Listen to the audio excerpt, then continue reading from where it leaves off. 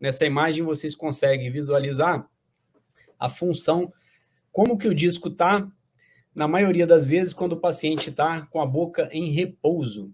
Então, o paciente com a boca em repouso, se vocês observarem, só para ilustrar a imagem, esse desenho anatômico, é como se fosse um corte da articulação temporomandibular de forma sagital, você corta o paciente assim, nesse sentido, ao meio, então, um corte sagital.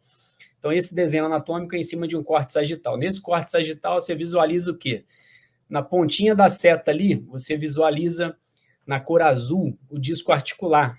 Então, a gente, para entender um desarranjo interno, um problema em uma articulação, como uma articulação temporomandibular tão complexa, você precisa entender como que é a anatomia e como que ela funciona de forma harmônica.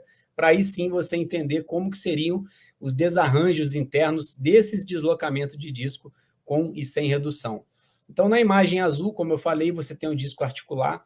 A parte posterior do disco articular é uma parte mais espessa. A zona intermediária, que é a zona onde você tem realmente o contato da cabeça da mandíbula com a fossa mandibular, é uma estrutura mais delgada, mais fina, que mede em torno de 1 milímetro. E a parte anterior dessa imagem azul, que é o disco articular, é uma banda mais grossa que a parte intermediária, mas mais fina do que a parte posterior. Então, assim é o nosso disco articular, essa cartilagem. Então, nessa posição aqui, o disco articular está bem posicionado. Aquela posição que vocês veem muito em livros para ilustrar, que é chamada posição de 12 horas do disco articular, eu até botei um reloginho aqui na cor vermelha para vocês entenderem que posição de 12 horas é essa. É quando você pega o centro ali da cabeça da mandíbula, e esse centro, numa perpendicular, ele coincide com aquela parte posterior da banda posterior do disco articular, quando o paciente está com a boca em repouso. Então, dessa forma, o disco está bem posicionado. Ligando o disco na parte anterior, o que você tem na parte anterior que sustenta o disco? O músculo chamado pterigoideu lateral superior. Esse músculo ele insere tanto nessa borda, nessa porção anterior do disco, quanto na cabeça da mandíbula, na parte anterior também na cabeça da mandíbula.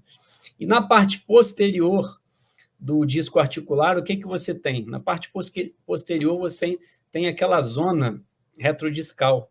Nessa zona retrodiscal, a parte superior é a lâmina superior retrodiscal e na parte inferior é a lâmina inferior retrodiscal. Então, na parte posterior, o disco está suspenso por um ligamento, que é a lâmina retrodiscal. E na parte anterior, ele está estabilizado por um músculo. Nas laterais, esse disco ele tem uma estabilização com a cabeça da mandíbula. Então, tanto para a medial do disco quanto para a lateral do disco, você tem um ligamento chamado ligamento discal ou ligamento colateral, que é o que estabiliza o disco articular na cabeça da mandíbula.